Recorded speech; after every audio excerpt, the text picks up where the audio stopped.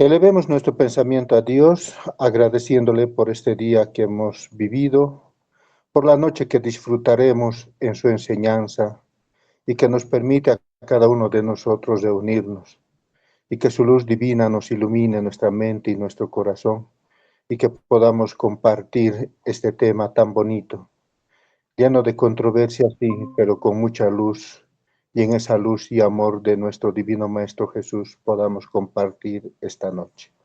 Que así sea. Que así sea. Bien, vamos a continuar el libro Obras Póstumas en el ítem 8 y el tema, el Verbo se hizo carne. Y Allan Kardec va a tomar en cuenta el Evangelio de Juan para empezar a explicar lo que es el Verbo se hizo carne. Y nos va a decir que en el principio era el Verbo, y el Verbo estaba con Dios, y el Verbo era Dios. Él estaba en el principio con Dios, todas las cosas fueron hechas por Él, y nada de lo que fue hecho se hizo sin Él. En Él estaba la vida, y la vida era la luz de los hombres. Y la luz brilló en las tinieblas, y las tinieblas no lo comprendieron. Entonces vamos a ir analizando este tema, remontándonos a lo que nos dice al principio. Y recordamos la Génesis de Moisés y la Génesis de Allan Kardec también, cuando nos mencionan que en el principio estaba Dios, el Espíritu de Dios se movía antes de que existiera el tiempo, antes de que existiera este universo, que sería creado en la participación de este ser iluminado, este ser superior, que tomaría el nombre de Jesús. Y si nos remontamos a los hechos históricos, podemos ir mirando lo que es el libro de Job, cuando Dios le dice, ¿dónde estabas tú cuando iba a crear el mundo? ¿Dónde estabas tú cuando estaba pesando las montañas? ¿Dónde estabas tú cuando ponía límites a los océanos? En una pregunta que Dios y Job estaban intercambiando criterios y opiniones, dada una situación en la cual vivía Job. Pero si seguimos remontándonos en la historia para ir comprendiendo lo que Juan lo va a escribir en su Evangelio, podemos remontarnos a los libros que no están en el canon bíblico que nos ha llegado a nosotros, pero sí están en la Biblia de los etíopes, como es el libro de Enoc, el libro de los Jubileos 1 y 2, en la que nos va a narrar en especial Enoc. En su primer libro va a decir de que él, cuando es ascendido a los cielos, en ese viaje que va a hacer, él ve una luz inmensa, ve la gloria de Dios y así lo escribe.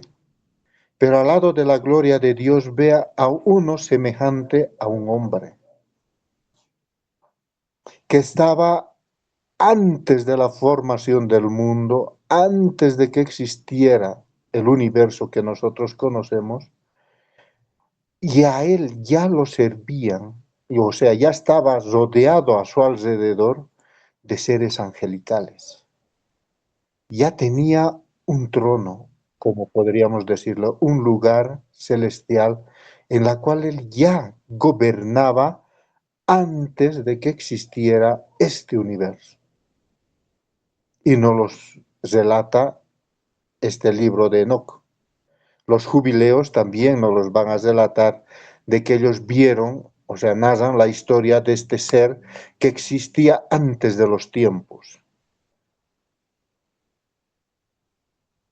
Y es entonces que nosotros vamos a ir comprendiendo de que el Espíritu de Jesús, o sea, el Espíritu divino que va a ocupar el cuerpo de Jesús, existía desde los tiempos eternos.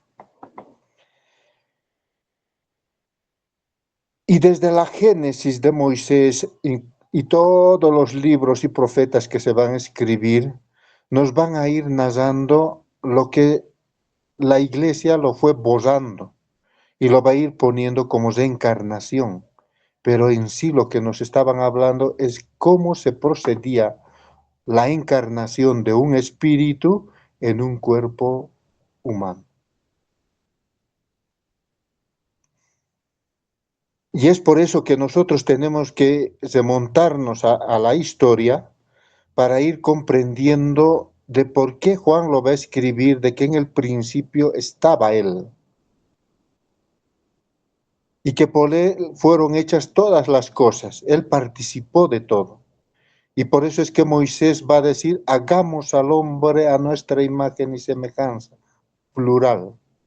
Estaban participando los seres celestiales siderales o los seres crísticos en lo que iba a ser la formación y la creación del universo que vemos y las humanidades que lo iban a ocupar.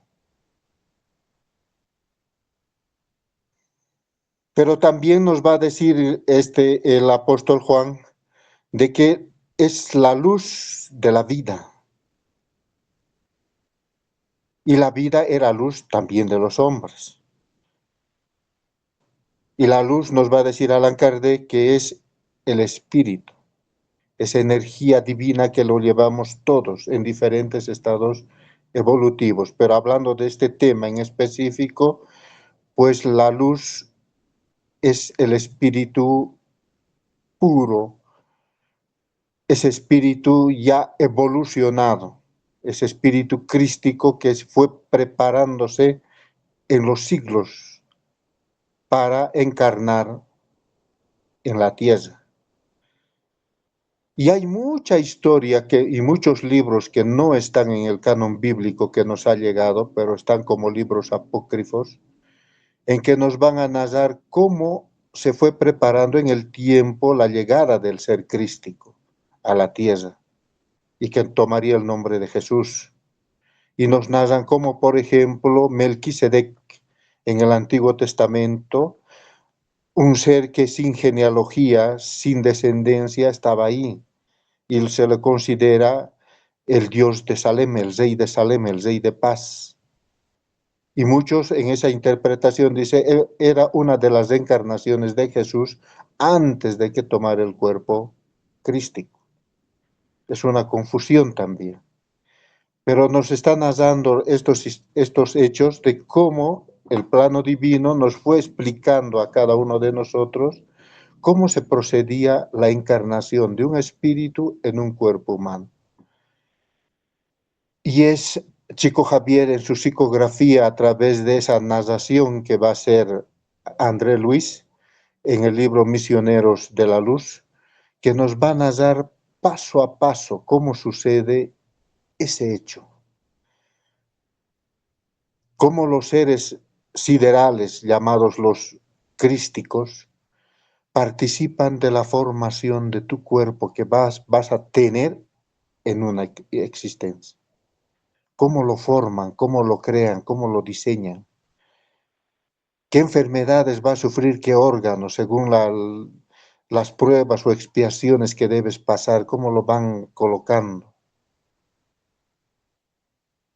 Y a ese hecho en la Biblia nos va a narrar el profeta Jeremías cuando Dios le va a decir, yo te conocí a ti antes de que tú fueras concebido. Ya te conocía. Y basado en eso, por ejemplo, tenemos, ¿no es cierto?, la historia de Nick Hibosik, un pastor que no tiene brazos y de pierna tiene una cosita ahí. Y él se preguntaba, basados en este hecho de la Biblia, y decía, si Dios conoció mi cuerpo antes de que se formara, antes de que fuera concebido, ya lo conoció, ¿qué lo distrajo para que no pusiera mis bracitos ni mis piernas?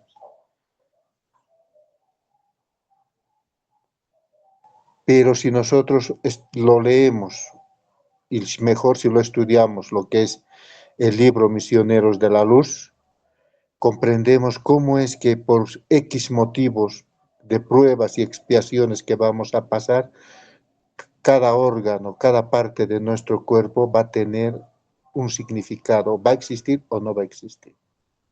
Pero es en ese diseño que hacen los seres crísticos de nuestro cuerpo, que se va a formar luego en el vientre de nuestra madre, es que nos van a decir que la unión del espíritu con el cuerpo se realiza célula a célula.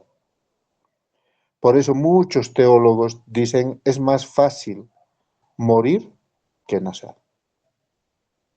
Y es a partir de ahí que nosotros podemos ir comprendiendo este tema del Verbo se hizo carne, tomando en cuenta de que es el espíritu crístico que va a encarnar en un cuerpo humano y que va a manifestar obviamente todo aquello que él es antes de su encarnación. Por eso es que Allan Kardec nos va a decir, el espíritu trae el conocimiento y la sabiduría que tenía antes. Eso no se pierde, nos dice. Y por eso vemos, ¿no es cierto?, hoy niños prodigios que se llaman, muy inteligentes son unos, otros son músicos que tocan el piano, algún otro instrumento, pero a la perfección de maestros, porque ya lo traen de otras vidas y lo están manifestando en esto. Concordando con esto que nos va a escribir el apóstol Juan, en que nuestro espíritu ya existía antes de que se formara nuestro propio cuerpo. Y es por eso que Allan Kardec nos va a seguir diciendo que hubo un hombre enviado de Dios que se llamaba Juan, y él vino a servir de testimonio, para dar testimonio de la luz, a fin de que todos creyesen por él. Él no era la luz, pero vino para dar testimonio de aquel que era la luz. Juan el Bautista siempre lo dijo, hay alguien superior a mí, que va a venir, que yo no soy digno de desatarle las sandalias. Ya estaba hablando de este ser crístico que tendría que venir como Jesús para empezarnos a mostrar esa luz del Padre reflejado en él. Esas palabras que el Padre decía, Jesús lo escuchó y nos los va a transmitir a cada uno de nosotros. Y si bien muchos pues, dicen, ¿no? Ya vinieron, Jesús simplemente recopiló algunas historias de otros hombres que ya lo escribieron y Jesús lo hizo más, más ordenadito y más con un toque más especial que llega al corazón de las personas, pero ya fueron otros que lo dijeron. Y sí, Jesús va a venir, nos va a decir tanto Enoc, los jubileos y todos los libros apócrifos, nos los va a decir A Camino de la Luz, dictado por Emmanuel en la psicografía de Chico Javier. También lo van a mencionar lo que es los exiliados de Capela. Y nos van a decir de que esta luz que tenía que venir al mundo, las tinieblas no lo podían contener. Por eso es que ahí viene un detalle bien importante que a muchos se nos ha pasado en la lectura que hemos realizado, se nos ha ido pasando por alto, pero a medida que nosotros repetimos y volvemos a investigar, encontramos esta parte. ¿Por qué Jesús tenía que nacer en Palestina? Porque aquí nos dice que las tinieblas tenían que ver el brillo de la luz para comprenderlo y entenderlo. Y Palestina es el lugar más oscuro de la tierra. No por los problemas que hay, sino es como el lado oscuro de la luna. Es un lugar oscuro de la tierra. Y la luz debía brillar ahí. Por eso es que estos seres crísticos que se encargaban de la preparación de la encarnación del Cristo, vieron este lugar oscuro y lo eligieron para que el Cristo pudiera nacer.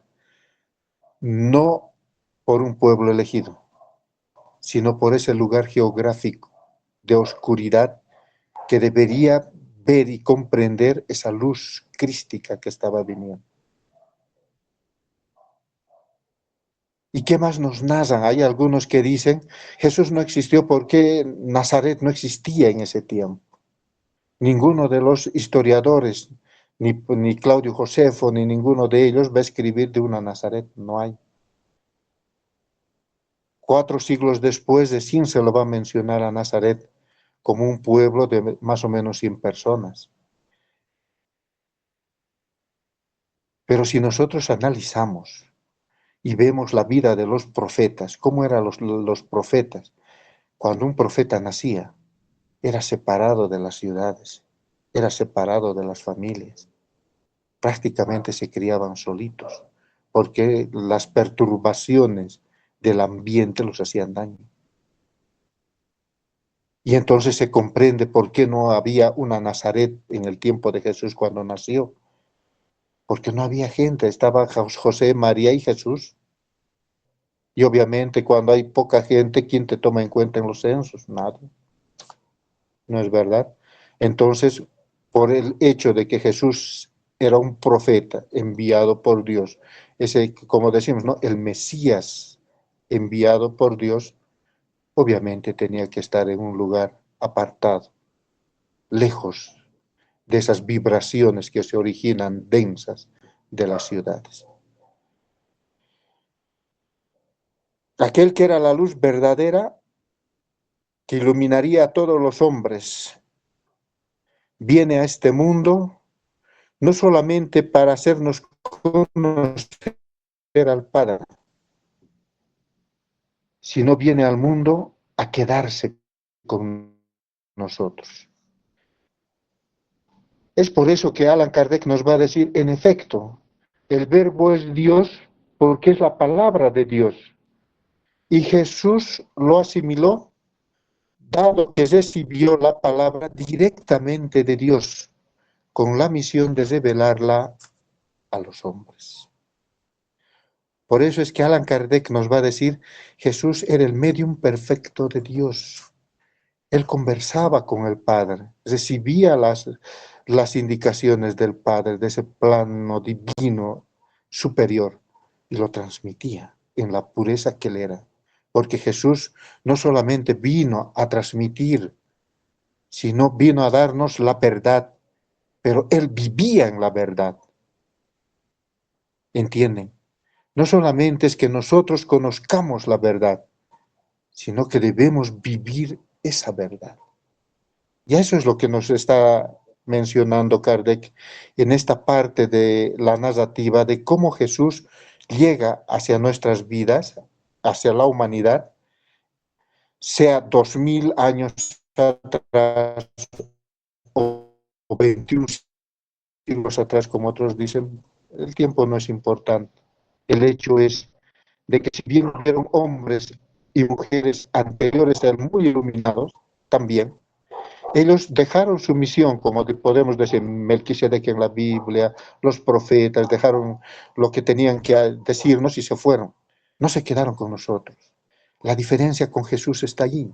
Jesús viene a enseñarnos las palabras de Dios, viene a mostrarnos la gloria y la luz de Dios, pero Él viene a quedarse con nosotros. Por eso él nos va a decir, yo voy a acompañarlos todos los días de su vida, aún en el fin del mundo. Y el Verbo fue hecho carne y habitó entre nosotros y vimos su gloria, como la que el Hijo único habría de recibir del Padre. Y él, digo yo Juan, vivió entre nosotros lleno de gracia y de verdad. Juan capítulo 1, versículos 1 al 14. Jesús toma un cuerpo humano, pero muchos van a decir, aún los de su época, y que nos lo van a transmitir obviamente de forma verbal y se va a escribir muchos años después esta historia, está en los evangelios de Felipe, que no están en el canon bíblico, está en lo que es el Evangelio de María Magdalena también, de que muchos consideraban que el cuerpo de Cristo no era como el cuerpo de las demás personas, era diferente. Pero esa diferencia hacía no por la carne, sino por el espíritu que habitaba. Y por ese espíritu ya perfecto que transmitía sus virtudes, transmitía sus cualidades a los demás, enseñándonos cómo nosotros nos podemos desenvolver en este cuerpo carnal, transmitiendo esa luz, esa paz, esa armonía, esa verdad, pero ante todo transmitiendo esa ley universal del amor en nuestra propia vida, irradiando como energía a aquellas personas que están a nuestro alrededor. Es por eso que nos va a decir que cuando Jesús viene a la tierra en esta encarnación, la única según los espíritus superiores que Kardec consultó, cuando él pregunta si Cristo encarnó alguna vez antes de su encarnación como Jesús, y los espíritus superiores van a decir que es la única encarnación que él hizo en la tierra. No encarnó antes. Y entonces nosotros ahí vemos de que si bien hay indicios, como dicen, ¿no? Puede ser que haya sido una encarnación de Melquisedec, otros que no son tan religiosos te van a decir, nota, pero también podemos mencionar de que Jesús pudo haber sido Hermes Trimegisto, porque habló Hermes Trimegisto de lo que es la evolución desde el interior del ser. También podemos decir, dicen, puede ser también Krishna, que habló de un solo Dios. Puede ser el mismo Siddhartha Gautama, que habló del sufrimiento y las causas y cómo eliminar ese sufrimiento, que también Jesús lo va a mencionar. Pero hay unos libros que han salido en esta biblioteca de Nag Hammadi, cuando lo encuentran. En estos libros hay una serie que se llama Los Libros de la Luz, en la que nos van a narrar cómo el plano divino fue preparando la llegada de Jesús a la tierra en los tiempos anteriores a él, y cómo fueron trayendo emisarios de diferentes constelaciones. No vinieron de un solo lugar. Unos vinieron de Orión, otros vinieron de Capela, otros vinieron de Sirios, como es el caso de Akenatón, que nos va a decir de que fue traído de la constelación de Sirios para encarnar en Egipto y preparar lo que iba a ser el camino de la llegada de este ser, que se va a llamar Jesús. Ya Akenatón empezó a preparar ese camino. Y nos va a decir de que ya hablaba de un solo Dios, hablaba de una iluminación desde el dentro del ser, y que no solamente dejaría eso, sino que dejaría también conocimientos ocultos que debería ser entregados solamente a este ser cuando este ser iba a estar encarnado en la tierra. Y que según estos escritos de estos libros que se llama La Luz, nos va a decir de que Akenatón dejó a su nieto y a su tataranieto para que entregaran ese conocimiento a Moisés. Y Moisés va a tener que preparar la transmisión de ese conocimiento a una siguiente generación, que obviamente no va a ser la que salió de Egipto. Por eso es que la narrativa que nos hace Moisés, y está en el canon bíblico, nos va a decir que Moisés rompió la primera revelación. Pero en sí, dice estos libros, Moisés no rompió, lo ocultó. Y lo cambió por otro, que estaba acorde a la época y al momento que se estaba viviendo, los 10 mandamientos. Pero esos libros, esa transmisión de ese primer conocimiento fue guardado para la llegada del ser crístico y se lo tenía que entregar a él. Por eso es que esa desaparición de Jesús desde los 12 años hasta los 30 aproximadamente no nos habla el canon bíblico que tenemos. Porque Jesús fue a estudiar, fue a prepararse, fue a recibir aquello que él necesitaba, volverlo a vivir en carne, volverlo a sentir. Por eso es que cuando nosotros leemos la historia de Jesús, sea en la Biblia o sea en otro libro que tengamos, vivenciemos esas palabras, para que no seamos conocedores de la palabra, sino seamos conocedores de la palabra, pero conociendo a aquel que lo dijo. ¿Cuántas personas hay que conocen la palabra, pero no conocen a aquel que lo dijo? Nosotros seamos eso, conocedores de aquel que lo dijo. Y para eso necesitamos leer, estudiar la vida de este ser maravilloso que Dios nos ha enviado, como nos dicen los buenos espíritus, para ser el modelo perfecto que nosotros debemos seguir. Entonces, nos va a decir Kardec, el verbo es Dios porque es la palabra de Dios.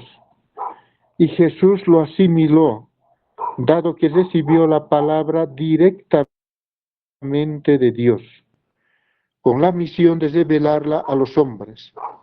La palabra divina que estaba compenetrado se encarnó en él.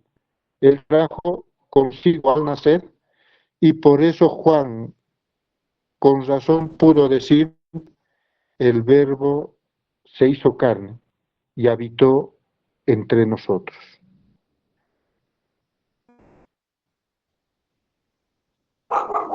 Jesús, que es el encargado, que es la cúspide de todo ese proceso divino que trajo las verdades en ciertos tiempos de la humanidad, encargado de transmitir la palabra de Dios sin ser el propio Dios, sino como un embajador que transmite las palabras de un soberano sin ser el soberano.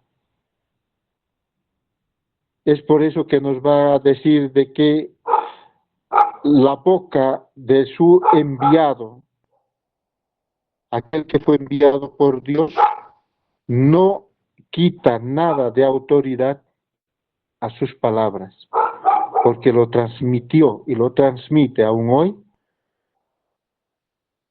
en la originalidad que él lo escuchó. Por eso es que Jesús, cuando habla, nos va a decir, no he hablado por mí mismo. Aquel que me envió fue quien me prescribió, por su mandato, lo que debo decir. La doctrina que enseño no es mía, sino de aquel que me envió. La palabra que habéis oído no es mi palabra, sino la de mi Padre que me ha enviado. Es por eso que nosotros y toda la humanidad reconocemos la calidad del Mesías, de este ser enviado que encarnó con el nombre de Jesús.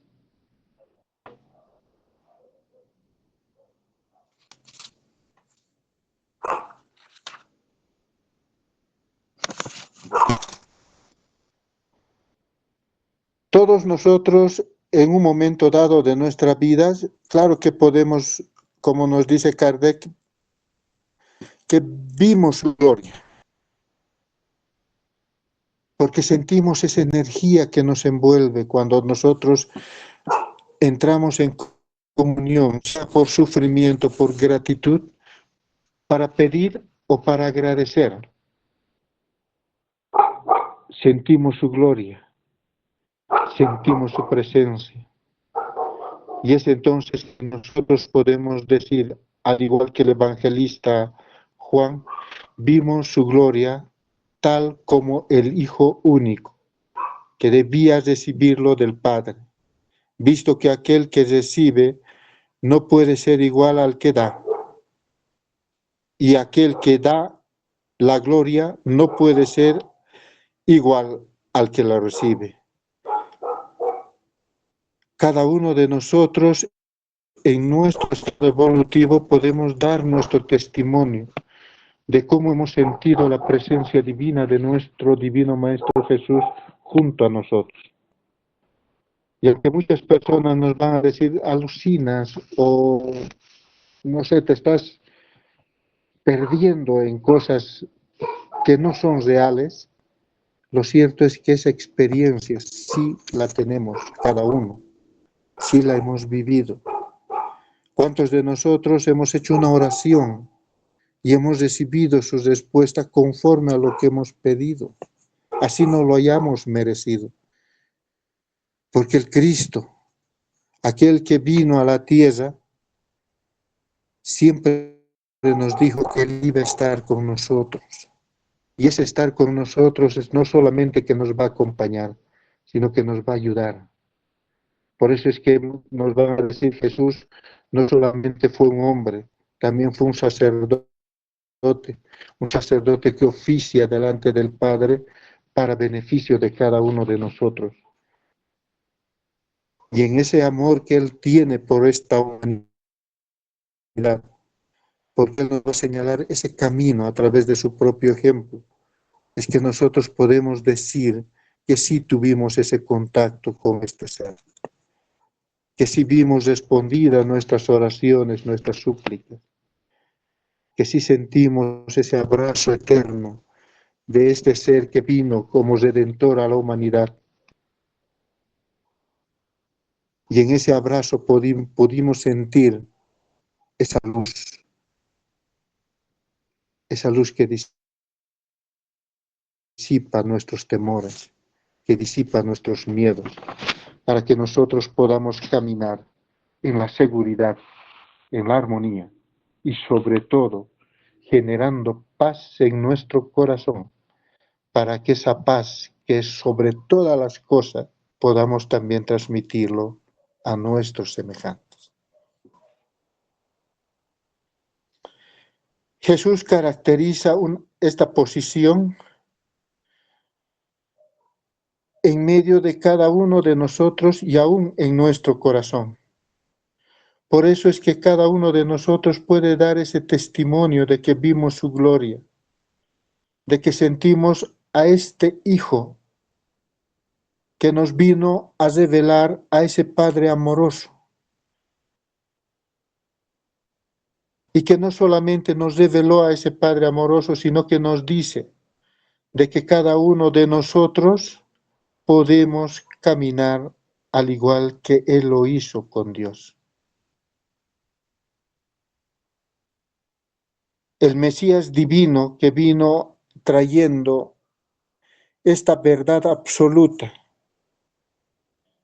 enviado por la realeza divina desde los tiempos inmemoriales, como hemos ido viendo, aún antes de que un segundo existiera, Él ya existía junto a Dios. Por eso es que en esa oración que nos va a narrar el evangelista Juan en el capítulo 17, en la que Él le dice, yo tenía mi gloria antes de la fundación del mundo junto a ti. He cumplido mi misión en la tierra, les he revelado la verdad a todos. Devuélveme mi gloria que tenía antes contigo. Una misma oración que nosotros también podemos hacer, de decirle a Dios, nosotros hemos estado y hemos conocido tu gloria. Nos hemos esforzado todos los días por ser mejores. Nos hemos esforzado por transmitir la verdad. Nos hemos esforzado por vivir en la verdad. Y al igual que Jesús, este Mesías divino de Dios, que vino directamente del Padre a enseñarnos y nos mostró el camino, la verdad y la vida. Y ante todo, como decíamos al principio, Él no solamente vino a enseñarnos al Padre y a darnos su palabra, sino Él vino a quedarse con nosotros, a acompañarnos todos los días de nuestra vida. Por eso es que la invitación aún hoy sigue vigente. Yo estoy a las puertas de tu corazón y llamo. Si tú escuchas mi voz y abres tu corazón, yo entraré. Está en nuestra decisión, en que podemos cambiar nuestro pasado, podemos cambiar nuestro presente y proyectar este presente a un futuro glorioso, a un futuro divino. Y que esta noche sea esa noche especial en que cada uno de nosotros pueda sentir esa energía amorosa del Divino Maestro envolviéndonos, llenando nuestro corazón, irradiándonos esa paz en medio de este mundo turbulento que vivimos. Cierra los ojos y acepta esta invitación que nos hace el Maestro de Maestros.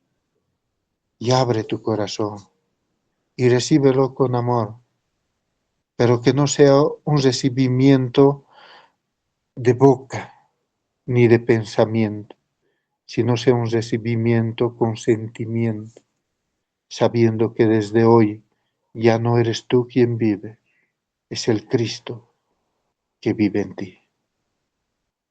Por su atención, muchísimas gracias. Si hay alguna acotación al tema, pues adelante.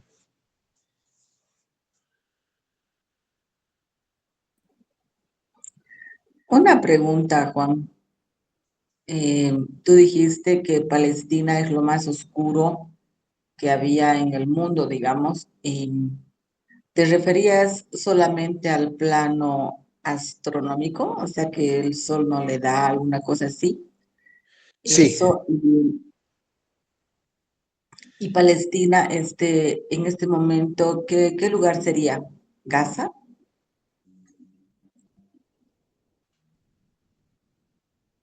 estaríamos hablando de todo ese sector, no solamente de Gaza. Gaza sería diríamos, el núcleo del huracán, el lugar más oscuro ahorita. Pero toda esa franja de lo que es Israel, Cisjordania, Jordania, son todavía, aún hoy, según según los satélites que van sacando fotos de nuestra tierra, aún hoy sigue siendo el lugar más oscuro de la tierra. Es como el lado oscuro de la luna. El sol prácticamente no brilla. Y si da el sol, no es en la intensidad que nosotros, digamos, acá en Bolivia lo podemos recibir. Es diferente. Por eso es que los seres que fueron preparando la llegada del Cristo a nuestra humanidad a través de los milenios anteriores a su encarnación, fueron viendo y analizando cada una de las circunstancias que se necesitaba para que este ser divino llegue. Por eso es que cuando Cristo va a nacer y nos van a narrar estos libros apócrifos, nos va a decir de que, y aún en los evangelios, ¿no ve? Nos dice, estaban los animales ahí. Cada animal emite una energía, una vibración, que era necesario para armonizar y equilibrar la energía del Cristo que estaba encarnando, que estaba naciendo. Nos va a decir también de que había ángeles cantando, había música que desde el mundo celestial empezó a armonizar el ambiente. O sea, todo fue preparado minuciosamente. Y eso no fue casual, no dijeron, bueno, nosotros somos súper inteligentes y lo vamos a hacer así, no.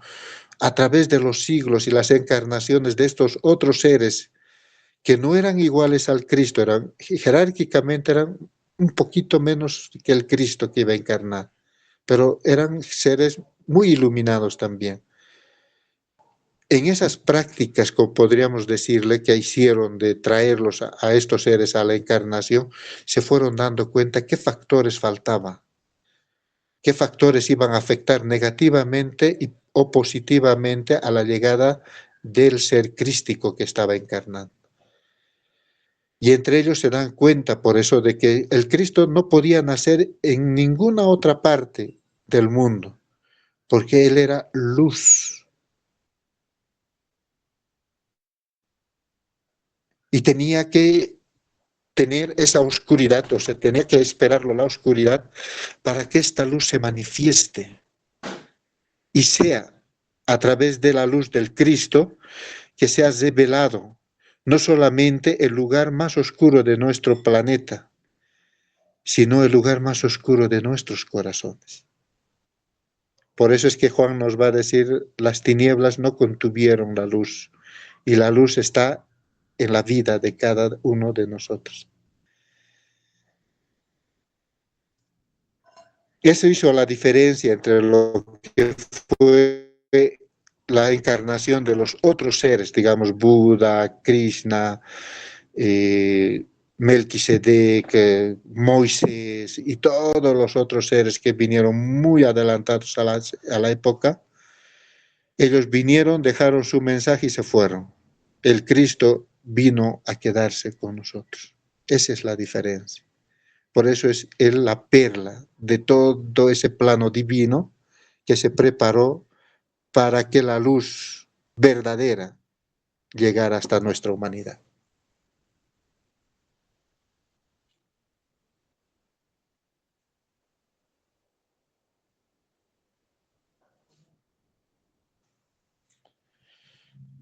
Bien, si no hay más acotaciones, vamos a dar por cerrado ¿Te nuestra puedo hacer clase de otra hoy. pregunta? ¿Te puedo hacer otra pregunta? Adelante. Escuché algo de esta Biblia etíope y cuando, o sea, algo, no mucho, ¿no? Algo. Y y una de las cosas, digamos, que me llamó la atención al escuchar algo de esta Biblia etíope recientemente, este, hacen mención que el Papa no se inclina ante nadie, incluso los reyes europeos se inclinan ante él, ¿no? Pero llegó unos representantes justamente de Etiopía, unos religiosos, bastante elaborados en su atuendo. Y el Papa no solamente se ha inclinado, sino es como si les hubiera besado los pies, lo que se ve en el video, ni siquiera es foto, nada, sino es un video. ¿Sabes algo al respecto?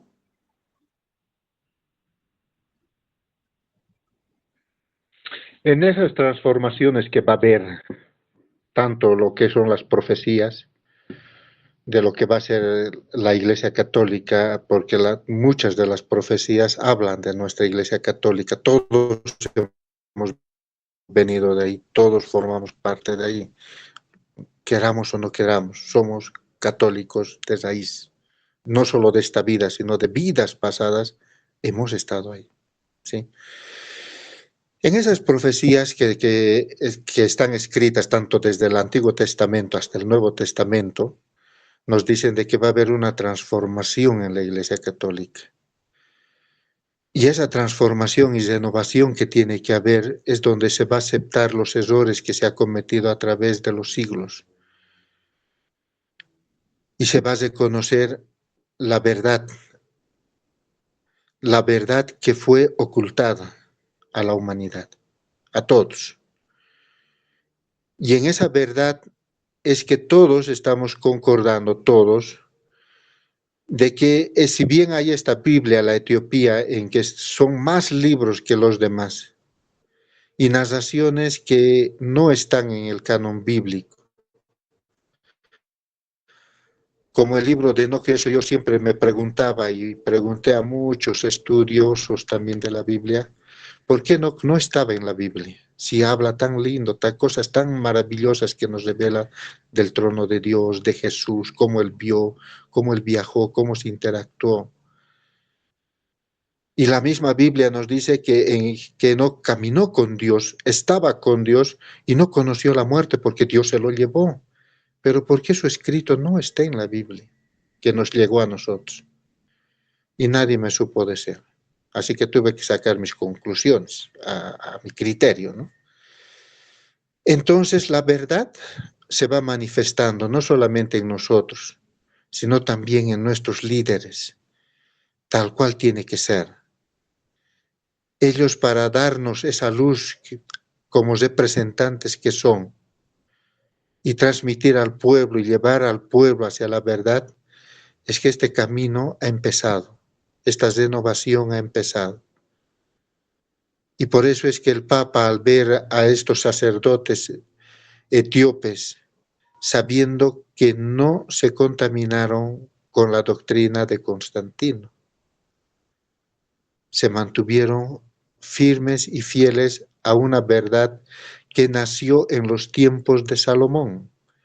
Recuérdate la historia de la reina de Saba. La reina de Saba era de Etiopía. Desde ahí ya hubo ese contacto, desde ahí ya hubo esa transmisión de conocimiento del pueblo judío al pueblo de Etiopía. Una verdad que no se contaminó, por eso Roma no pudo llegar hasta Etiopía para destruir estos libros.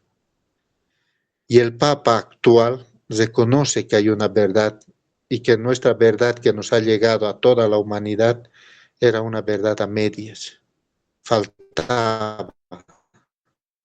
Y él reconoce eso, y a medida de que vaya pasando, no solamente este Papa, sino los papas que van a venir, va a continuar este proceso de transformación y cambio que es necesario para que la Iglesia cumpla su misión de volver a ligar a la humanidad con Dios. El Papa que se inclinó y que le vi no es el León este último, sino Francisco, el que ha fallecido. Por eso, todos los papas que van a venir después, recordate lo que ha hecho este Papa León. Ha dicho, ya no es necesario arrodillarse delante del sacerdote ni delante del púlpito, las nuevas reformas que está saliendo. Ya no es necesario hacer la señal de la cruz. Entonces hay reformas que se están dando justamente para volver a las palabras de lo que nos está diciendo Jesús, que Dios está dentro de nosotros y es una comunión entre nosotros a través de ese despertar de conciencia, de buscarnos a nosotros mismos, vamos a encontrar al Dios divino que vive dentro de nosotros. Está en ese camino se está yendo, no solamente, digamos, la Iglesia Católica, hay muchos pastores evangélicos que están empezando también ya con estas prédicas, charlas que están dando de lo que es el mundo interior, el conocerte a ti mismo para conocer al verdadero Dios que habita en ti. Entonces sí se está dando, no solo en la Iglesia Católica, en todas las iglesias, y eso se va a ir dando así.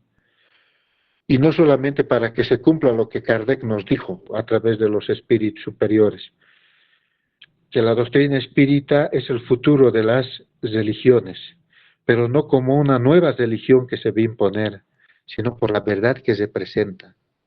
Por eso es que Kardec en todos los escritos, si tú lo miras, siempre te habla de conocerte a ti mismo, de tener autodominio, de tener ese poder que está en ti, del despertarlo. Conócete a ti mismo y conocerás al verdadero Dios que habita en ti. Y a eso está yendo todo en el mundo. Y nosotros vamos a ser parte de esa nueva humanidad, ya no en busca de esa luz, sino de encontrar esa luz que habita en nosotros. Bueno, suena lógico, ¿no? Pero a mí me llamaba mucho la atención, digamos, que se incline con esa reverencia como si se estaría inclinando a la misma imagen, cuando se inclina a la imagen de Jesucristo, ¿no? En el crucifijo, ¿cómo se llama? En el cuerpo de Cristo, que tienen esa como estrella, que al medio está, ah, que lo sacan en procesión. Eh, Pensé que había algo más, digamos, como un linaje, alguna cosa, porque la reverencia no es solamente, digamos, porque han mantenido eh, digamos, Hay, los escritos completos, ¿no? Sino ajá. parecía algo más, sinceramente. Hay una historia que no está confirmada, como te decía, cuando la reina de Saba visitó a Salomón. Según la historia, porque te dice de que reina de Saba no solo se quedó unos días, se quedó un par de años en Jerusalén junto al rey Salomón. Tuvieron un hijo. Y este hijo es el que va a llevar a Jerusalén, cuando él ya es joven, va a visitar a Salomón y se lo va a llevar, según los escritos de Etiopía, el Arca de la Alianza. Si eso es verdad y el Papa, como son muy informados, ¿no es cierto?, los líderes religiosos, en especial nuestro Papa, tiene que ser así. Nada Exactamente. raro es que sepa que hay un linaje real transmitido por Salomón y la reina de Saba en esta descendencia que es Etiopía. En Etiopía, por ejemplo, es igual que en el Antiguo Testamento. Los sacerdotes Ujú, no se hacen por fe, como es en nuestro caso, ¿no ve? Yo tengo fe, voy a ser sacerdote, voy a ser pastor y empieza. ajá. En Etiopía y en el Antiguo Testamento era una profesión. Se transmitía de padre a hijo o a hijos. Entonces estos sacerdotes vienen instaurados de esa genealogía supuestamente de Salomón, la descendencia que hubo con la reina de Saba, y se transformaron en los primeros sacerdotes. Y que Oh, estos sacerdotes, como mantienen esa tradición, entonces son descendientes directos de Salomón.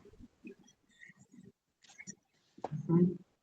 Y entonces darle una reverencia es darle la reverencia real, porque recordate Ajá, que Jesús debe nacer de la raíz de David, y David era el sí, padre sí. de Salomón. Entonces hay una descendencia real, aparentemente que sí. Ujú. Oh, ya, eso pensé. Sí, Pero no gracias. está confirmado, ¿no? Yo creo que quizás más adelante, digamos, con la genética y todo eso que van a ir analizando, van a Ujú, poder descartar o confirmar que sí realmente hay un linaje real en estos sacerdotes de Etiopía. ujú. Es que eso parecía, por lo menos esa impresión a mí me dio.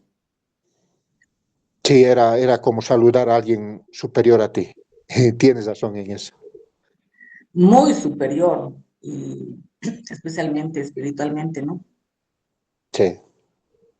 Ujú. Entonces, pues, esa es la explicación, digamos, que tenemos hasta ahorita, por esta Oh, ya, descendencia que aparentemente se ha originado entre Salomón y la reina de Saba. oh, ya. Ok, gracias. Bien, vamos a elevar nuestro pensamiento a Dios agradeciéndole por habernos permitido compartir, por haber transmitido a los unos a los otros el conocimiento, la sabiduría y ese intercambio de luces en la edificación mutua para comprender y entender la verdad. Y esa verdad sea la que nos guíe todos los días de nuestra vida. Y que el Divino Maestro Jesús que habita en nuestro corazón sea el que gobierne, el que nos emane esa energía desde adentro, transformándonos, renovándonos, haciéndonos cada día mejores, para que así podamos tener un una vida feliz en esta tierra y cuando nos toque partir, vayamos con la frente alta y una misión bien cumplida. Que así sea.